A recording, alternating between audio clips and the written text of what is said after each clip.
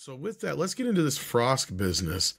For those who don't know what the hell this is all about, um, Please G4 don't tell me you got the TV. clip. Do I have which clip? Oh, I might have it I somewhere. said, please don't tell me you got the. I could not listen to her. Oh no, I don't want to fucking. Oh, we have it. Of course, we have it. Of course, I got it. They removed it from YouTube, but we made sure to grab it before they removed it. So we have it for somewhere, for I'm future sure. use somewhere along hard drives. But yeah, here's who we're talking about, and she was part of the relaunch of G4 that was doomed from the start. But she made sure that she stuck the knife in its back and twisted it several times over. And basically caused, well, I wouldn't say she's the main cause, but she definitely sped up the death of this venture. And as we heard earlier this week, quite a few people had lost their jobs. And then she decided, in her infinite fucking wisdom, to go out and try and, flex on her haters and critics. And in return, got herself fired over that, from what we heard. And, well, of course, I wouldn't feel too bad for her. Not that anybody really does. From what we heard, she's getting her contract bought out anyway, which that was my initial reaction to this whole thing when everybody's like, all these people are getting fired and she didn't. It's like, yeah, they'll fire her quietly down the road. They can't do it now for the optics reason. And obviously they didn't want to pay out her contract probably. But at this point, they saw an out and they took it. Yep. So let's get your guys' reaction. Mr. H, let's start with you. So I released the video on this like an hour ago where I covered it. I mean, like, it couldn't happen to, a worse person, quite frankly.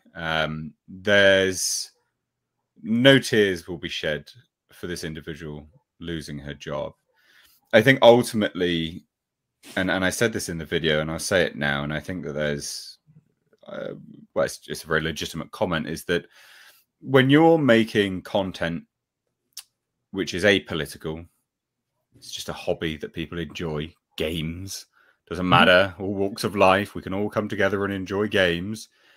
Why on earth would you hire such divisive people to present that content? Why on earth would you think that that was smart? Why on earth would you allow segments like sexism in gaming, where you lambast your audience and tell, not even your audience, right? Because the whole story of that was nonsense. People weren't actually being sexist. She got stuff wrong and then she lashed out. Why on earth would you think that that's good? Why on earth would you allow divisiveness to appear in an, in basically common ground? Because it doesn't matter where you sit, we can all enjoy it. It's like a cake. It's like a cake suddenly being incredibly divisive. You're going to put people off. Why would you do it? We can all enjoy the cake. We can all enjoy games. Very bizarre. Very, very bizarre.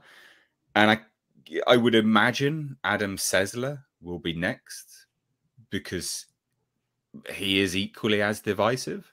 More so. Yeah, more so with his Twitter rants. Yeah. Well, I mean, I don't watch G4. I've got better things to do with my time. But Twitter, incredibly divisive. Yeah, what time? Timmy. More divisive. I just don't understand why you would have incredibly divisive people talking about something which can be common ground for everyone. It's odd. Yeah. Really odd. In the story behind G4's relaunch, it was the CEO's kid who thought this was a good plan. It was kind of a vanity nepotism based project. And to bring this thing back, and even that particular rant that we've been talking about for months now, right? That particular rant was not just a downfall, but it was an overproduced downfall. I mean, that they knew what they were doing. That wasn't done in real time. It's like, wow. Yeah, they apparently put that together on a break or something like that. And it's like, why? Why would you do it? Why would you have it approved? And I just think as well, like long gone are the days where you have to rely on that type of network channel, right? Because there are individuals like us like, I don't know, Angry Joe, whatever, you know, individuals that produce content for a very specific thing. So they have a very why it specific disappeared audience. in the first place a decade ago. Yeah. Precisely. So you have, you know, you have very specific hosts for a very specific audience presenting their content direct to that audience. The difference is, because I'm sure people will be saying, well, you know, you guys can be divisive. Sure. But we are a very specific host for a very specific audience. The thing about a network channel like that is it has to be universal, because you have to cater to everyone, because that's the business model. You know, it's very different to a singular individual and their key audience. You're not divisive to your key audience. They are your audience. But a network channel does, you know, like that, just talking about a game and reviewing games in general. If you're going to succeed, and this is the crux of the matter anyway, if you're going to succeed, you have to be universal, or at the very least, don't insult the majority, which is what they did. And that's the key difference, isn't it? Yeah. You know, they weren't successful because they insulted the majority and they catered to the minority. You know, business doesn't get by on businesses get by on a majoritocracy. I'm trying to get my words out there, where you have to cater to them because that's how you win. You know, catering to the minority doesn't work. It's dumb. You know that, but see, that same statement. Everything you just said there can be applied across all media at the moment. All of the corporate media at the moment, they're venturing well outside their business model, the most successful model they've had, which is to appeal to everybody, paint with a broad brush in a way that everybody will consume it. You know, you don't want to fight over cake. No, like everyone can have a slice, everyone can enjoy it, right? Like, why? Yeah. Odd. Very, very odd. Yeah. And I will say the same thing, that I think it's unfair that Frosk is given the blame for the whole thing going down in flames, because that is unfair, I feel. G4, the revival, was doomed to fail from day one, for the very simple reason that there isn't a market for it. Remember, when G4 initially was created, it was meant to be MTV, but for games. And there was a market for that at the time when it was created. And it was a huge success. But it was always about pushing corporate product. That's what it was about. It was about selling games and taking sponsorship money from the video game producers and publishers. That was the business model. Push their wares onto the consumers. And it worked fantastic for as long as there was no alternative. But when the alternative came with YouTube, Twitch, everything like that, G4 suddenly was out on date. It had reached the end it's irrelevant. Yeah, it was exactly. Irrelevant. It was irrelevant a decade ago when it ended, and then they tried to take it back. And I still have no idea why they would do so. Basically the same kind of model as before that was outdated a decade ago. And now it's even more outdated. It was never going to work under any circumstance. So with or without Frosk's rant, it was going to fail. It was just a matter of when. Of course, it ended sooner with Frosk's rant, or maybe it didn't. Maybe it would have been the same thing, because let's face it, before Frosk's rant, no one even knew, or very few knew. It was after that people knew, oh, hey, G4 is back. Let's not watch that, since we've been kindly invited not to see it. Because whenever you have a creator or host or whatever go and say, if you don't like it, don't buy it, don't watch it. She did exactly what the red-haired chick that I hate in comics. Gosh dang it, her name just fell out of my head. I know. Gail Simone?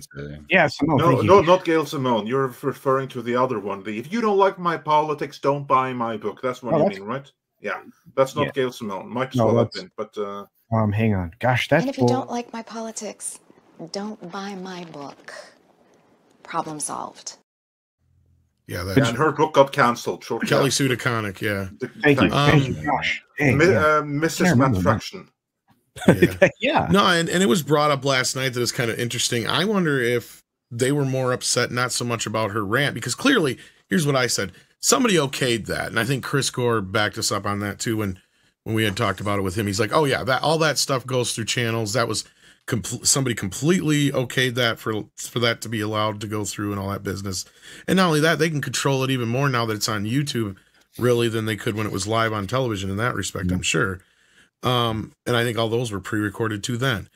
And in this case, I think that they were probably more upset that she gave away how the sausage is being made than the other part. That was the big issue. I agree. And we have kind of ignored that whole thing. I mean, some of us have brought it up, but like for the most part, that has been, everybody has, but it's been kind of overshadowed by her big fucking, soapbox moment. But if you stop and think about it, she told you exactly how the sausage is made, and they probably weren't too fucking happy about that. Well, hey, you know what? We have. Go ahead. I'm sorry. Well, no, I was just going to say that this goes back to, I guess, the main argument that Andre said, and everyone else has alluded to, is that relevancy, right? Like G4 TV perfectly represents hand in hand exactly the same issue that old cable channels overall are experiencing. It's old media. So similarly with movie reviews, before you'd open a newspaper, you'd look at the movie review in the newspaper, or you would listen to a radio host talking about the news. Then the advent of YouTube and the popularization of an individual, a personality, a host, that you can have a higher affinity with, that is predominantly independent rather than a shill or old. It's old media, isn't it? G4 is exactly the same. It is old media. And old media it dies because that there's no level of independence there. There is something which they are trying to push, whereas an individual just sat there going, well, this is my opinion, whatever. There's something much more likable, charismatic about that, Yeah. And well, not just that, it's not corporate, spewing nonsense, right? Like it's not predicated. Exactly. Old media through and through, And I guess that was them clinging on to the relevancy in that sector of old media. Yeah, because just the description of how the sausage is made, Tom was talking about just how completely scripted it is, coming from multiple sources, and maybe see, that's the thing the viewers are looking for. They don't even really play the games and shit, right? And that's the thing. Exactly. That's why I brought there. up this super chat from Sean Carter, who says for $10, because it's relevant right now. Because this is what Frosk revealed. For G4, she also revealed that their reviews are scripted. Yep. That instantly separated the hosts from the viewers. YouTubers are popular when the chewers can relate. Well, you meant viewers. Yeah. Viewers, yeah. Yeah, viewers. Exactly. But anyway, yes. Very good point, Sean. But that's exactly right, because she basically came out and said, it's too much for any one person to handle all these games. YouTubers and Twitch people, they do it all the time, but it's too much for us. So we have a whole team to actually play the games and write the reviews, and then we add some colored commentary on top. And that they won't even play that much of it either. And be careful, you say color commentary, not colored commentary, because then we could get in a lot of trouble. But it's interesting. Yeah, it's interesting. And again, it all comes down to a word that that big media, big tech doesn't understand anymore: authenticity. Because I'll get on and I'll play Cyberpunk 2077. I'll do it on YouTube. I'll do it over on Twitch or whatever. I haven't done my Twitch in a while because I just haven't had time. But that's like we play the games, we do the things, we watch the films, we watch the shows. If we haven't watched a show, we're going to tell you we haven't watched the show. We're offering up an opinion. It's an editorialization, commentary, whatever you want to call it. But it's that's what we do here. Authenticity is founded on the principle of relatability at the end of the day, right? If you are relatable, authentic, they coincide with one another. And these individuals are like, what is relatable about Frosk? What's relatable about Adam Sessler? Nothing. Like, what is authentic about these people? I mean, they're authentic bumholes, but that's about it. Yeah, well, they are relatable, just not to us normal people. They are. No, Sessler's always been a fucking tool. I'm sure they're very relatable to the audience that they want to reach, because I think that a big part of the reason why those hosts were chosen, like Adam Sessler, that's legacy. In the case of Frosk, I would imagine that you have some executive who is trying to make this thing happen, and they look at possible candidates, and they probably aren't that big into the industry themselves. They may know it from the kind of like business perspective. So then they see who are the dominant people on the business side of things, who are the establishment hosts, who are the establishment voices. But I think there's going to be a distance between that and the actual players and the users of the service, of the gamers themselves. And that is how you end up with people who aren't necessarily popular among the gamers, but who are establishment because they hang in the same groups. That's who they're going to get recommended. That's who they see from their horizon and the information that they have at hand. I mean, it's the exact same reason why Bad Robot was the shit in Hollywood for so long, because they all use the same metrics. It's a very closely limited little circle, and they don't get too much outside information, certainly not from the viewer perspective. And if they do, it is from a very limited pool. Maybe they do like some focus groups in LA or something, where they're not going to get like a necessary bisection of the populace at large. And that's how you end up with these divisive hosts that they think are going to be popular. Just blinkered. Myopic worldview, I guess, would be the way to put it. And Sessler always used to be the butt of the joke, right? Like, that's where his gimmick always was. So he was never anything special anyway. But sadly, Mr. H has to leave us. But we...